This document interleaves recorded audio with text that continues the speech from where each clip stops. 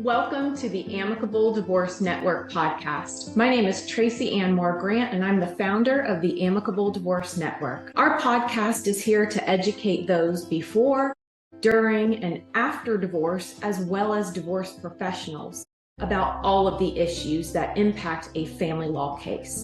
We are here to educate you about difficult topics, provide you new information, and also give solutions for how to navigate all of the issues in family law and still bring your family law case to an efficient conclusion. Thank you so much for tuning in. Hello, everyone, and welcome to another episode of the Amicable Divorce Network podcast. I'm your host, Tracy Moore-Grant, founder of the Amicable Divorce Network. If you've been following us along, you know that we are on season 3 of the Amicable Divorce Network podcast, giving you all of the best advice to help you divorce well, healthy, in a child-focused and efficient manner outside of the court system. And today I am joined by one of our Amicable Divorce Network leaders, Hannah. She is an attorney out of Austin, Texas. But if you're watching the video, you probably recognize her, because if you have looked up really anything about divorce, you have probably seen her face giving you advice and practical information. And so we are so happy to have her as one of our members and one of our members of leadership as well. Her firm is Hembree Bell Law Firm, and it's one of the fastest growing family law firms in the United States and is recognized as a national leader, as is Hannah, in divorce and custody law. Her firm has been ranked on the Law Firm 500 and the Inc. 5000 fastest growing companies list, and she is also an international presenter and will be joining us in London at the upcoming Bridging the Gap seminar, and we are so happy to have her. Her mission is so aligned with ours. It is to make sure that women know that they can get through divorce without losing their kids, their financial footing, or themselves, and to remind them that it's not selfish to want more out of your life than just surviving a hard chapter. Hannah, that was a mouthful, but thank you very much. You have a lot for us to celebrate. I sound so fancy when you say it all like that. You forgot the part where I'm like from East Texas and got divorced myself and had to learn the really hard way, like getting beat in the head with a stick. But anyway, yes, those are all also true. But there's like a whole other side of it too. For anybody listening, so they don't get the wrong impression. She's fancy, but she will also get down on your level and tell you everything that you need to know. And what I really like about watching Hannah's videos and her posts and all the advice that she gives is that it is practical and actual real advice for people going through divorce. It is not telling people just what they want to hear. Or increasing cost or conflict in cases. I would say that all of your clips and your advice that I see is accurate and true and helpful. Oh, you know what's been fun is there was, I guess, somebody I knew on Facebook, or maybe I didn't know them, but they'd followed stuff. Mm-hmm. And I guess they were going through a divorce and at mediation up in DFW in Dallas-Fort Worth in Texas. And they sent us a message like, oh yeah, I was telling my lawyer about what you said on TikTok. And their lawyer was like, oh, it's her? Okay, you can listen to her. We like what she says. So it's like, I guess what I'm saying is, I guess for me, I am such a practical person, and so I only ever talk about things, for the most part, that I would have wanted to know or that I would find practically helpful versus just like, I don't know, stuff that makes me feel smart or something. I don't know. Yeah. I think that that's really good for people to hear, is that this is very real information, very actionable tips. So let's just take a step back in time. So you're a law student, and you're going through law school. Was it your dream to be a family law and divorce attorney? No. Well, I say that. So I had a recruiting business.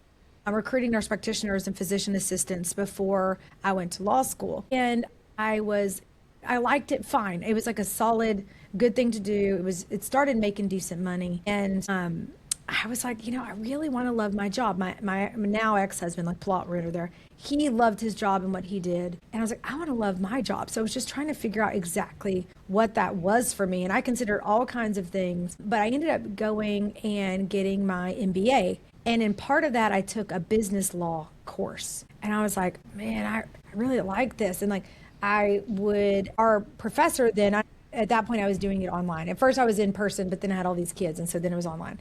And our professor was a lawyer, and he'd assign us like some sort of textbook explaining what is a tort, what is a this, and then the cases. And then we'd go read the write-up of the cases. And what I would do is like read, okay, what is all this stuff? And then I'd read the write-up, and I was like, oh, if I was a lawyer, I think I would say da da da da da.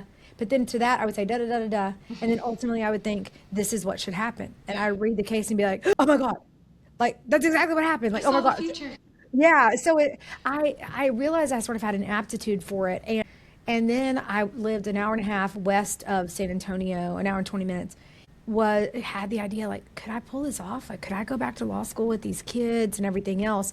And in my brain, I'd had this recruiting business that I ended up getting actually a retained contract that gave me money coming in every month instead of just contingency.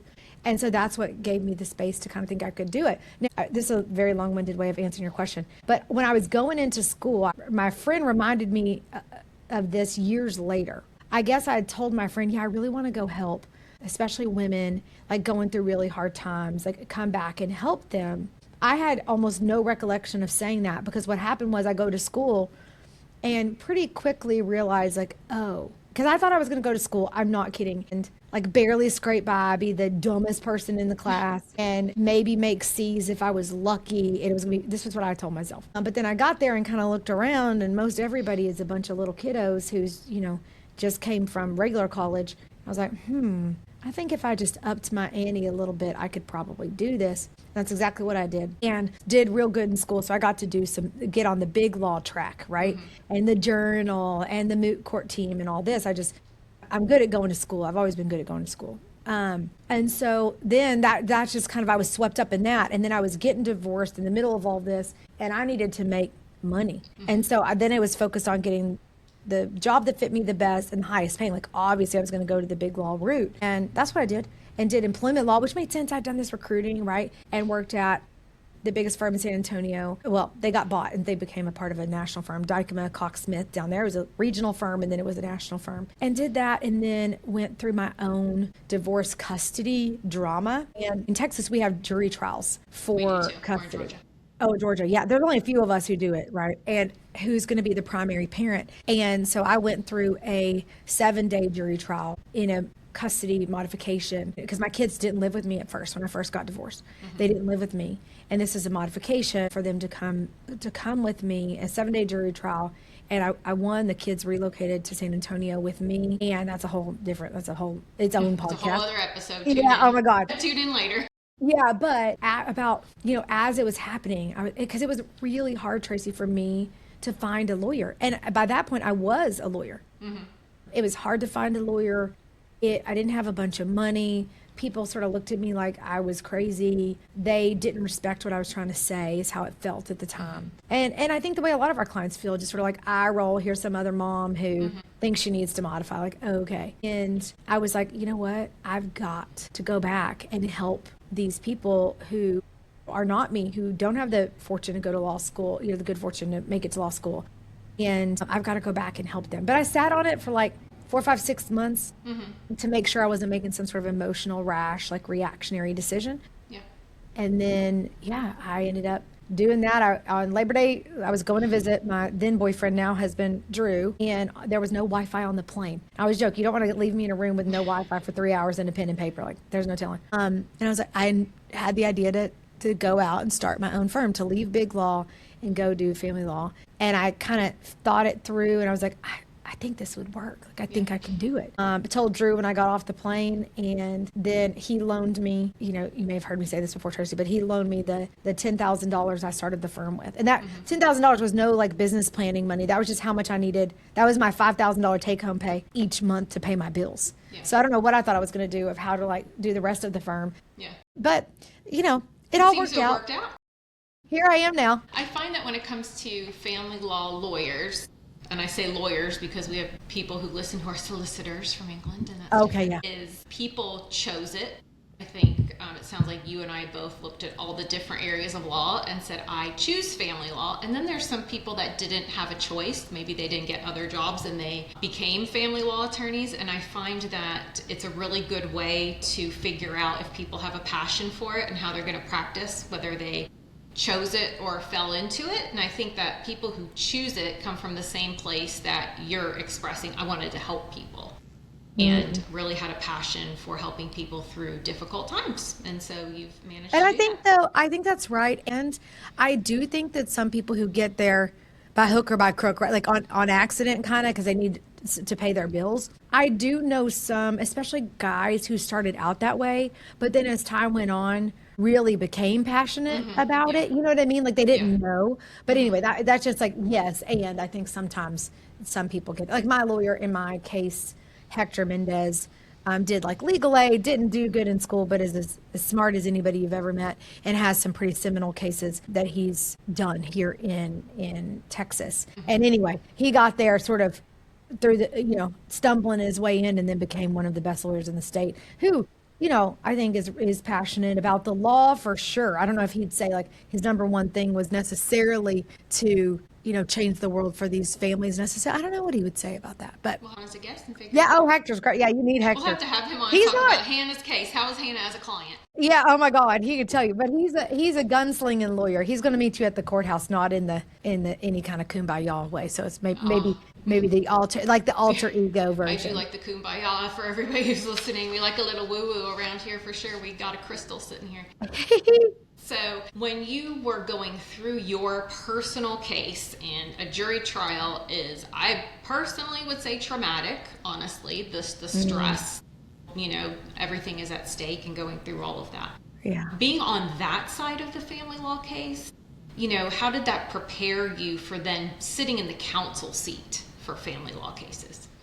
Well, I think, you highlighted it already early in our conversation. Like the way I show up in the videos and what I'm talking about is like always keeping in mind this is someone's real life with their real children, with their real hopes and dreams and fears and disappointments and regrets, and doing my best to meet that person where they are. And I think so many lawyers, all of us, and it's our job. This is how we earn our living. So you can understand, getting a bit jaded by the whole thing. I don't feel jaded by the whole thing. For each person, this is their first or second, but this is one of their only, few divorces. How much, most people, they're only divorced, but some people, one of their only couple. So it's all new to them, and taking that responsibility very seriously, and certainly informing clients about, you think you want to go to court? No, you don't. Yeah. We only end up at court if there is literally no other option, because you can't undo that situation. You cannot undo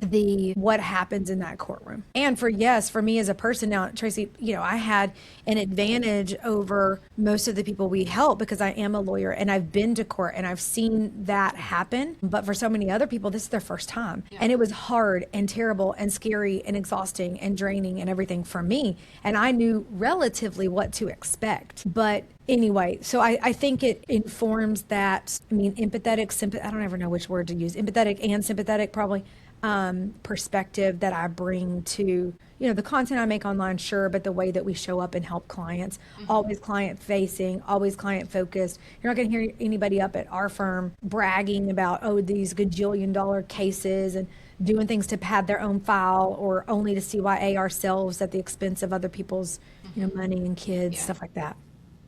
At Amicable Divorce Network, we vet all of our members for having a resolution-focused and fair billing practices, and we can say without hesitation, we invite anybody to join from Hembree Law Firm. And so you can't really say that about all of the family law firms out there. What I think people sometimes really fundamentally don't understand when they're approaching divorce is that the longer your case takes, the more conflict, the not settlement, the not cooperation, really only pads the pocket of the lawyer, and a lot of times it's just not the best result for the people. You mentioned a particular passion about advising and helping women. You want to talk on that? Yeah. So for me, at the firm, we work with both men and women, right? And so for that, I think our clients are about 60-40%. And I always used to joke that we help women and good dudes. We're not going to help some, and not that some women aren't sometimes like this, but we're not going to help some guy utilize custody as a bargaining chip about money, that kind of stuff. And that's what I was getting at. But, as I've been doing some of these other projects that I'm working on, like we created the My Confident Life Circle, guiding women through divorce and beyond, a place where women can gather, and the My Confident Divorce course. Like what I realize is, look, I am a woman who is divorced. I'm a divorce lawyer. So for me, speaking to women, it's like, I mean, sometimes I just know what to say to us that I don't know what to say to a guy. Like, hey sis, da da da, is different than, hey dude. Like, I don't know how to talk to men in the same way. And I think too, just my heart is for women not living a life that medium sucks. And that I think so many of us settle into just trying to make do and accept what is, and this idea that we have to, minimize ourselves in our own lives, and just sort of saying, like, calling that out as BS, and that we are the main characters of our own movies. And if your life doesn't serve you, it's never too late to make a different choice.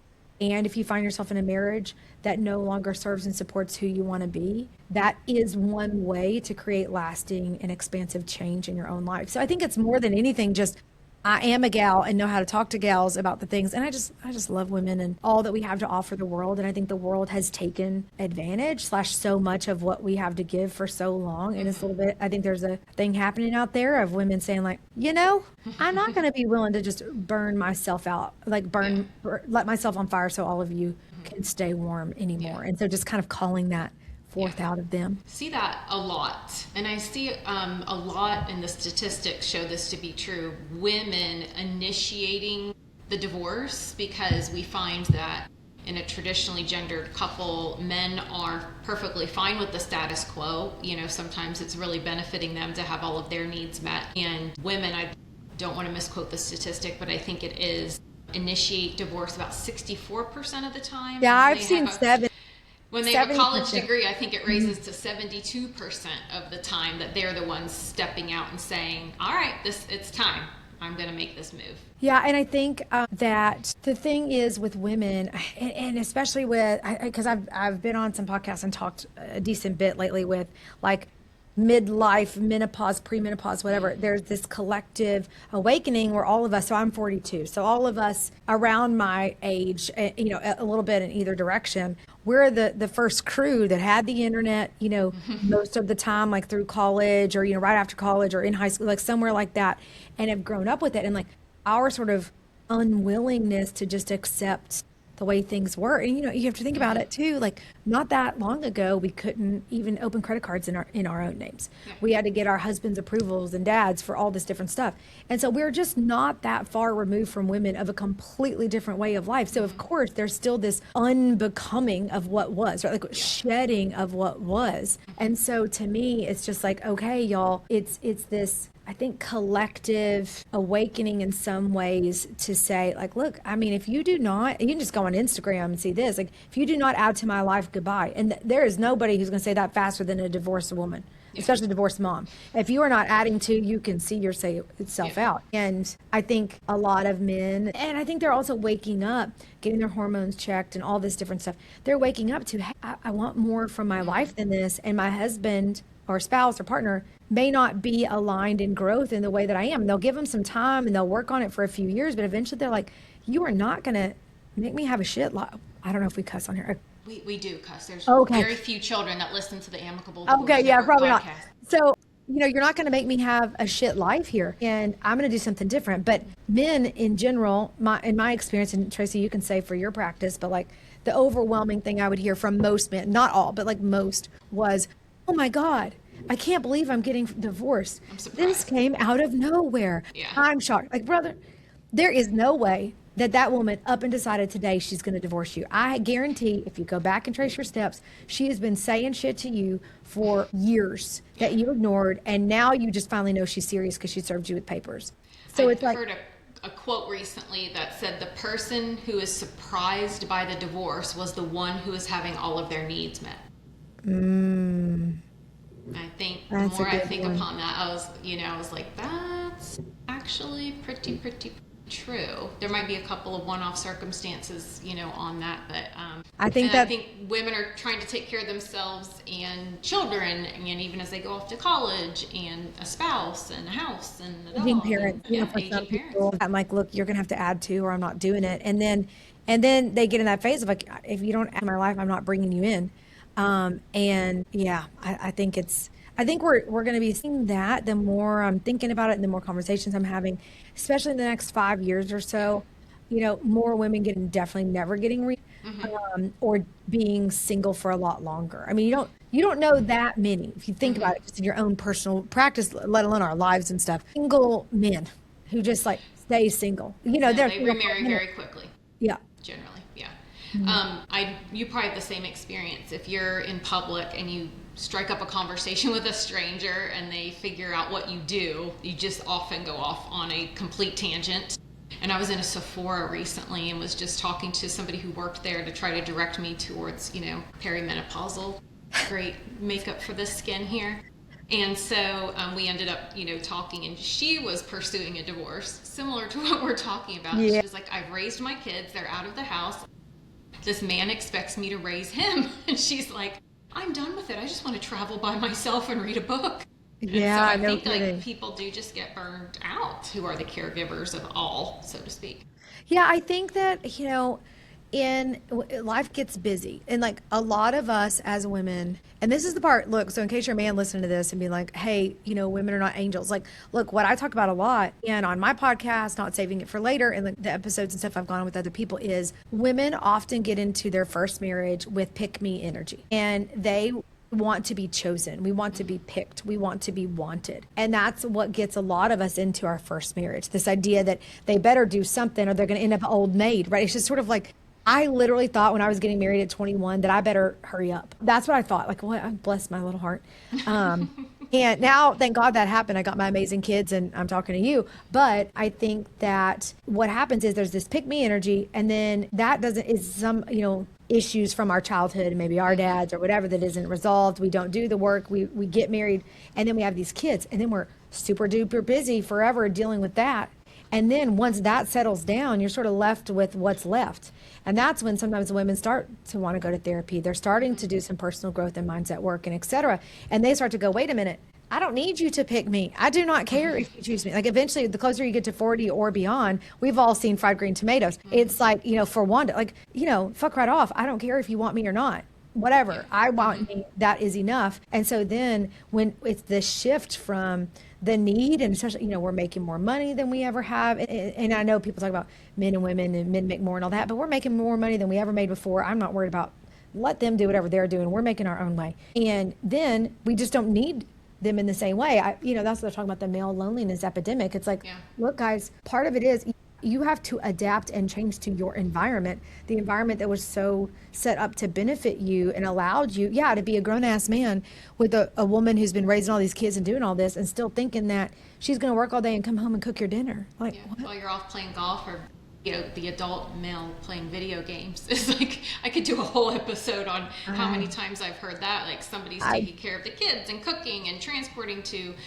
different activities, and he's knee deep in, video games and stuff. So anyway, I'm glad that is not my life challenge to address. I don't think I'd be too good at that one. So when women are facing divorce and they're thinking about it, and women find do a lot of research. They're not, very rarely is it a knee-jerk decision. Sometimes they might be surprised by adultery or something that happens, that there is that. But more and more I'm finding women are lurking. They're thinking, they're researching, they're reading, they're deciding, am I going to do this? Is this the right move? How am I going to do that? And I think through that research is how I end up representing a lot of women, because they're like, okay, I want an amicable divorce. I'm going to, do it that way. For women out there, what mistakes do you think they make approaching divorce? What advice do you have them during that sort of like research, figuring it out phase? I think a lot of women's biggest mistake is they become like an emu and they put their head in the sand. And they use hope as their strategy. And yes, they research and they do this in a way that makes them feel better. In a sort of psychological, emotional, maybe even spiritual way. Because I think for women, there's two things going on. Number one, you're going through the very soul-searching, difficult psychological decision to make, to abandon a choice you'd made, to make a new choice, to abandon an identity, to unmoor yourself from this purpose and this life that you'd built and envisioned for yourself. So they spend, I think, a lot of energy and effort in that zone like getting ready to get divorced. I know I'm speaking for, the only way I know how to say this is what I did. I spent every drop of my energy in that part. And that, I think I heard or read something, I think Holly Moore, the lawyer out in California, was saying this, how women will research and think about it for 2 or 3 years and men just a few months. And for women, all of that phase is like orienting themselves and going through the grief and all the stages to be able to make the decision to want to go. And then they're out of gas for the next, and like, sis, making that decision about you're ready to go is very, very important, but it is just the starting point, not the finish line. And so I think what happens is they sort of like tumble over the decision and they're ready to tell him, but then they don't have any gas in their tank for getting prepared. That's why I created the My Confident Divorce course. It's free at myconfidentdivorce.com, where people can go, and we have 4 stages we help them work through to get prepared for divorce without losing their kids, money, or sanity. So it's like, okay, yes, think it through, etc. Feel your way, yes. And you need to start analyzing this where you understand hope is not a strategy. You need to take a look at your custody evidence. Like, how have you set up your life? You think you're going to get the custody because you're the mom? You are not. No, you are not. You may, but it's not just because you're the mom in most places anymore. And they will still have no idea how they're going to pay their bills. They're only card holders, not actual account holders on their credit cards. They maybe stay home. They don't have any money. So they'll tumble into our office. And I'm sure this has happened to you, Tracy. Well, I've decided I got to get divorced. But then have done none of the actual, they be an emu about the rest. They can't get their hands on their tax return. Sister, do not file for divorce until you know how to get to your tax returns. Because how is your lawyer going to give you any advice? So it's that kind of thing. It's like, and it's hard. It's like staring into the sun, because I think they can get really overwhelmed. And a lot of them didn't develop skills to handle that kind of information because they deferred a lot of that or abdicated it to their spouse, to their husband. So it's really opening up your eyes, making the emotional decision, and then hanging on until you get your ducks in a row before you ever decide to file. Because now, not in the amicable situation like we're talking about, in a lot of the situations, it's a lot more difficult to get access to that information after the cat's out of the bag and they know you're doing it.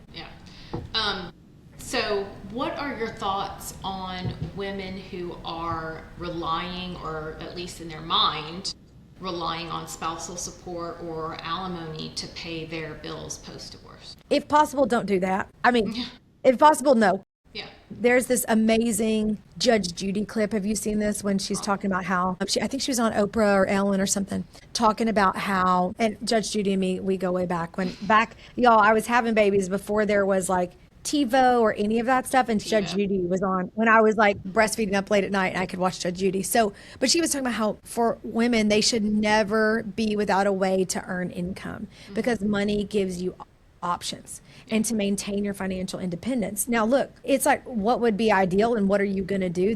Yes, get every dollar that you can in the divorce, but don't use that as like your card to not have to go try to get a job and support yourself and whatever, and think you're still going to be like Pilates and drop off kids and tennis, and just your life is your children. That in most, I mean, I don't know, at least in Texas, that is not going to work out, because the way our laws are is not the most advantageous to you in that regard. We have a lot of big caps and limits and stuff. So I guess, to me, I made the resolution within myself to never need a man's money again for the rest of my life, to never be in a situation where I made decisions in my life based on access to a man's money. Now, that was not the circumstance I was in when I first got divorced. Or when I was married before, I needed that too. So that was, I've been working my way out of that situation. But at this point, I'm in a position where I can say I fulfilled that promise to myself, where I could pay my own way in life at this point.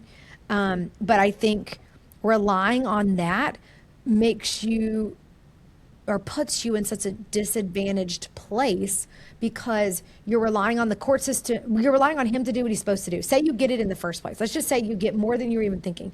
You're relying on him to do what he said he's going to do. And I just ask you, you're divorcing this fella for a reason.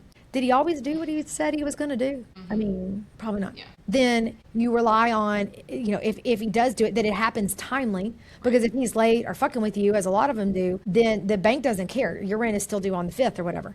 And then also you're relying on the court, if he doesn't do what he's supposed to do, to a court eventually to make him do it. And that's a very costly and exhausting and lengthy process. So you just set yourself up for traps that way. Now, I think a lot of things people don't think about as well is you're also relying upon his good health. Right. Continued employment, that he is not going to, get into a car accident or fall into addiction issues, that he is just going to be the picture of physical and mental health to support his future and yours. And there are just a lot of wild cards that happen to people to put all of your, stars in that wagon, so to speak.